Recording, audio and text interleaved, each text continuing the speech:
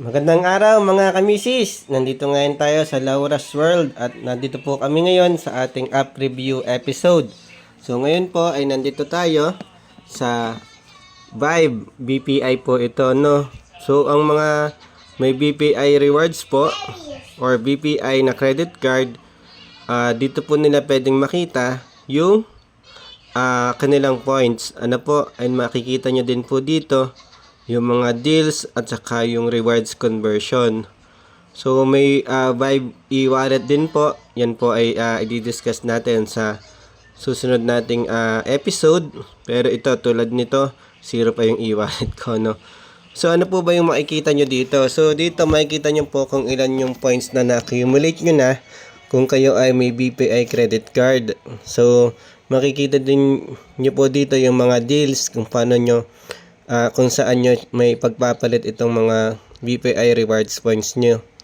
So, meron din po ditong conversion to cash. Ano po? So, ito example po, Robinson Supermarket. Yung inyo pong 20,000 points, pag nag-accumulate kayo ng 20,000 points, meron po siyang 1,000 pesos worth na Robinson Supermarket. Pwede pong gamitin yung pambili po yan worth 1,000. Ano po? So, nandito po yung mga participating branches, no? So, yan po.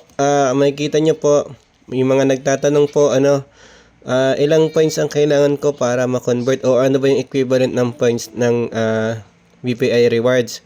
So, kung titingnan nyo po ito, 2,000 pesos giveaway Christmas basket, 40,000 points po. So kung kumputin nyo po, ang 1,000 po na piso ay equivalent sa 20,000 points. Ano po? So kung meron kayong 100,000 points, ang equivalent po niyan ay 5K. Pero depende po yan kay yan po yung current computation na nakikita natin.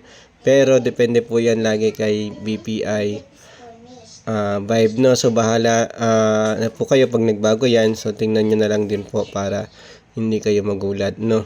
So yan po yung computation lang right now. So yan, 22,000 worth 40,000 points. So makikita nyo po, ito yung 40,000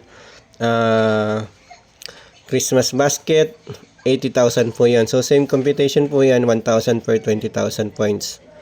Okay? So, yan po ang ating episode, ang BPI Vibe. So, explore nyo lang po dito yung mga deals nila and featured rewards. Madami po kayong makukuha dito, no? So, yan, i-click nyo lang po. Grab Food, 1,000, 20,000 points. So, yan, ganun din po yan. Toys R Us, ganun din po. Ayan, meron po mga hotels, etc., no? So, yung featured rewards, yan po yung mga partners nila na magaganda yung conversion. So yan, may mga free din po ito. So tingnan nyo po itong McFlurry, no, sa McDo until December 31. Gamitin nyo lang po itong app na ito para magbayad sa McDonald's, no? May e-wallet din po kasi ito, no? So ito din yung nasa banner nila. Tingnan nyo lang po itong mga quick promo nila. Okay, so ayan po. So sana nagustuhan nyo itong app episode namin.